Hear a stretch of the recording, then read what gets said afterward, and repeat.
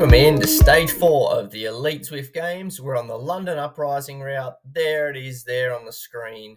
2 KOMs, some intermediate points in the middle. All of my previous Zwift Games videos have been uploaded to the page, so if you've missed any of the action so far, check them out to catch up. But here we go. So this race was about 45 minutes after completing stage 3 for us. So already a bit of fatigue in the legs from that really difficult finish. My plan was to hopefully get up Fox Hill with the lead group. Unsure what to really expect. The first part of Fox Hill in particular is super steep. So if one of the really strong guys, like the world champion, was to really unleash, it could split things up significantly. So in the mindset was to kind of just sit at the back until Fox, and then just get amongst the action and hopefully be amongst it as we crest the top. In the end, Fox Hill wasn't as difficult as I maybe expected it to be, but the race in general was pretty solid for the most part. So a couple of guys tried to get in an early breakaway, get a bit of a head start up Fox. I'm trying to put myself in a good position because I am aware, or I am thinking that there could be some fireworks. Always looking out for that white rainbow stripe jersey on this kind of terrain. I'm probably a little far forward here, but for the most part still receiving some draft. Not the most crafty, I'd say, but just keeping safe for sure, because now we're through kind of stage 3. It's about kind of marking the other rivals for the overall championship. It was always going to be a tough finish with the Box Hill climb, very similar to this. Just apologies for some of these pauses in the footage. For some reason on the playback, there are a few times throughout this where it happens, so a bit annoying. Apologies for that. As we head up into the easier part, I would say, of Fox Hill, you can see by how wide the group is that the pace isn't particularly difficult for a field of this caliber. I think even Kate comes out for a bit and I have a chat to her while we're climbing up here. So for me, that's kind of a box ticked, because I know usually when I get to the final climb, I can find something and hopefully I'd be able to have a good finish. So to get up this one feeling okay, I think suits my strengths pretty well as a rider.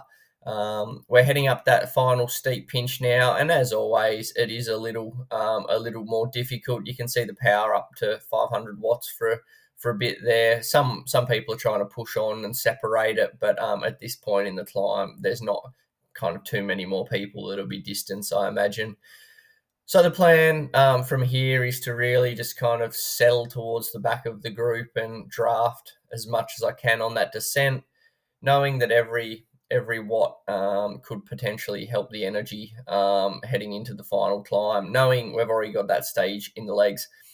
Worth talking about the intermediate point at the London sprint. So 10, 5 and 3 points, they're going to be very important for the GC overall. In my head, again, I'm certainly open to looking at these because I know how vital they are.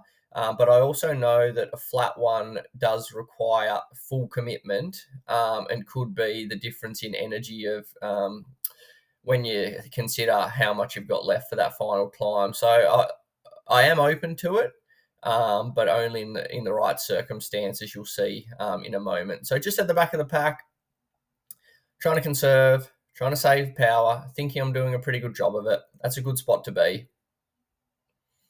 As we head around into the little ramp up out of the London Underground, that's always hard, always worth picking it up probably 3 or 5 seconds beforehand to gain speed into it, just so that you don't have to kick up to as high a power as like some of these guys will do over the top, which you'll see now. Start to ramp it up, get some speed, and I don't have to kick it up as hard as some of these guys do. Flow through with good momentum, and from here it was on. There were moves the whole way to the intermediate, which you can see on the mini-map, that green dot, probably, 4K away. But there are moves. Guys that are dangerous are getting amongst it. There goes Kaminsky again after an awesome result in stage 3. So it's a dangerous makeup here. And I I kind of feel some obligation to chase with my position in the GC, knowing the kind of riders, the teams that I saw up the road. So you can see here, I get to the end and I actually push on to catch this one rather than let someone else do it, just to be safe.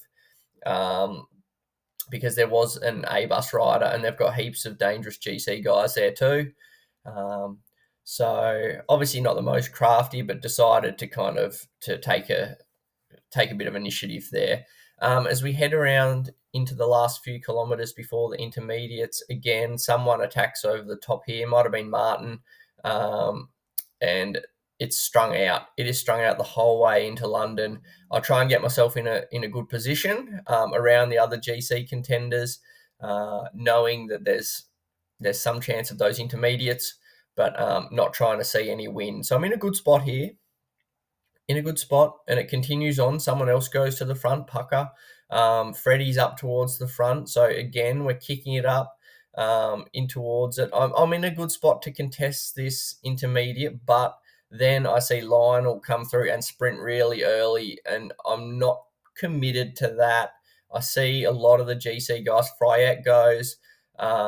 This becomes really dangerous. That's a big gap, and it's pretty much got 75% of the guys that can still win the GC in it.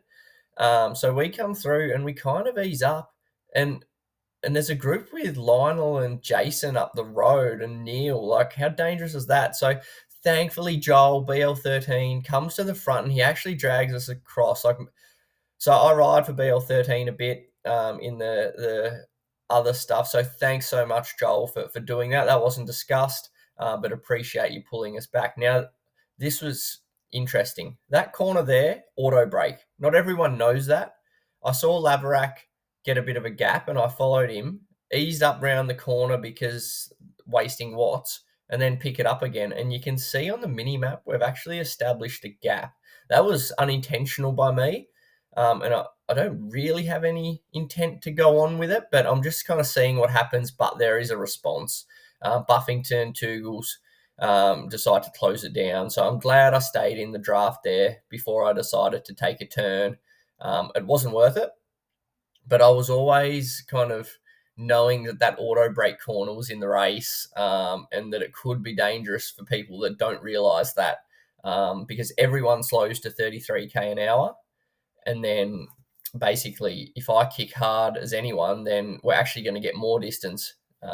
So it was a good little ploy. It didn't work, but it was worth trying for minimal energy. As we head into the final KOM now, not much really happens that was dangerous in my opinion. So just trying to kind of get the heart rate back down a little bit after what has been a pretty hectic mid part of the race. Feeling all right. A bit concerned about what's left compared to like someone like Jason, who obviously is the world champion for a reason. As we try and just save those last few watts at the back of the group before the KOM begins. Now, the first 90 seconds or 2 minutes of this KOM is usually pretty hard. Someone's always trying to stretch it out, as it is probably steeper in the early stages. And you can see that here. I get a little far forward again, so I kind of just wait for the group to swamp me before getting it settled into that steady power. And I'm just kind of following along. You can see how stretched or how wide the bunch is, a sign that people are in control. Everyone's kind of at their level. I'm just trying to keep an eye out for the main rivals now. So the 3 or 4 at the front, I don't think are super close on the GC at this stage. So I'm kind of keeping an eye on the key riders from Abus, Coalition, Jason, and that kind of thing, because they're the kind of guys that could make a move that's dangerous in this one. Guys like Neil, he's not going to do a breakaway. He's going to be there sitting in, hoping for the finish. It does ease off quite a bit at this stage, so do manage to recover quite a bit. And the further you get under 2K to the finish, the more you know that it's likely going to come down to a sprint for the most part. Or even if it kicks off, like I'm going to have enough energy to be there in the finish, regardless of kind of how it plays out. I think Johan Noren was pretty aggressive in this stage of the race. He's trying to get up the road to gain some points for the time championship, maybe for the overall as well. But everyone's kind of sitting in until I think Ruben, really aggressive move, takes it on his own to chase that down. And for someone so high up in the GC, that's a really big move. Jasper goes after, so does Kaminsky. And for me, I'm like, okay, I'm going to try and get amongst this as well. It could be dangerous. So I'm just kind of sitting in the wheel there as we gradually get across to Ruben. You can see how strung out it is on the mini map as we head into the last K. In a good spot. That was a solid move, but I still have a little bit left in the tank, luckily. You can see the mini map where the elevation finishes. In this next few 100 meters, I basically start to prepare for the sprint. I shift to a few harder gears. Even though it impacts my cadence initially, I know it's going to help me in terms of not having to shift when we creep over into the blue bit on the mini map. So I can basically just get going, get the power down right now as people start to kick it in, use their aero power-ups. So I'm in a good gear, ready to sprint. And here it is, the finish. 700 watt range is kind of what's left in me. The timing's pretty good. I'm coming around. I'm certainly not catching these four at the front, but we come across for 5th place with a little gap to 6th in the end. So Freddie, Tugles, Lionel, Jasper, like, they're great finishers. So you can't be disappointed with 5th there. That was tough. Really cooked after that one. Yeah, not much more I can say, but pretty happy to be consistent again with that one. So that put me on 7th for the stage because some of those guys took some intermediates, Jason and Neil. Consistent as always. Here's the climb championships results. Top 5 went to the showdown. I was 7th, just outside. Didn't mind not racing because I was pretty cooked. And here are the overalls heading into the last race. So I'm 3rd. There are probably 8 guys that still would have some hope of taking it out. Hopefully, worst case would be a top 8 finish, I think. But there's a lot left to play out come the final stage on the weekend. So many permutations depending on the intermediates that are coming up and the types of riders that are left in this. There's a lot still to play out. Look forward to it, and I'll see you then.